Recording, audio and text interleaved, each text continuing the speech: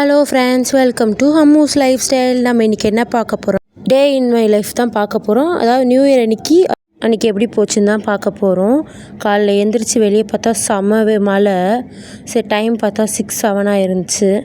சரி, ஓகே, வேடிக்கை கொஞ்ச நேரம் பார்த்துட்டு உள்ளே என்ன வேலை செஞ்சுருக்கோன்னு பார்த்தா சட்னிக்கு வதக்கி வச்சுருக்கேன். அப்புறம் காலைல ஃபஸ்ட் ட்ரிங்காக குடிக்க சங்குப்பூட்டி போட்டிருக்கேன்.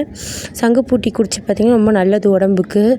இப்போ காலையில் பால்கனியில் நின்று நல்லா ரிலாக்ஸாக குடிச்சிக்க போகிறேன். அப்புறம் போயிட்டு சியா சீட்ஸும் பிளாக் கிரேப்ஸும் சாப்பிட போகிறேன். சாப்பிட்டதுக்கப்புறம் நான் பிரேக்ஃபாஸ்ட்டுக்கு மசாலாவும் தக்காளி சட்னியும் ரெடி பண்ணி வச்சுருக்கேன். டைம் 8:40 ஆயிடுச்சு. ஸோ கொஞ்ச நேரம் ரெஸ்ட் எடுத்துகிட்டு பார்த்தா மணி 9 மணி. சரி, பிரேக்ஃபாஸ்ட் சாப்பிட்லான்னு பூரி மசாலாவும் சட்னியும் சாப்பிட போகிறேன். அதுவும் பிக் பாஸ் பாட்டுக்கிட்டே பிரேக்ஃபாஸ்ட் சாப்பிட போகிறேன்.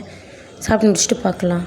சாப்பிட்டு முடிச்சுட்டு ஒரு கப்பு காஃபி குடிச்சிட்டு அப்புறம் ஸ்நாக்ஸ் டைமில் பார்க்கலாம். ஸ்நாக்ஸ் டைமுக்கு 11 o'clock நான் குலோப் ஜாமுன் சாப்பிட்டேன்.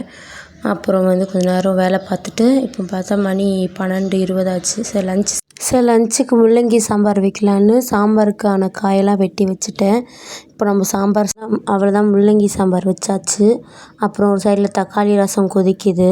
அப்படியே சைடில் பாத்திரம் சேர்ந்துருச்சு, காலிலேருந்து சேர்ந்தது, அதை கழுவி வச்சிடலான்னு கழுவி வைக்க போகிறேன். அவ்வளோதான், கழுவி முடிச்சாச்சு பாத்திரத்தை எல்லாத்தையுமே.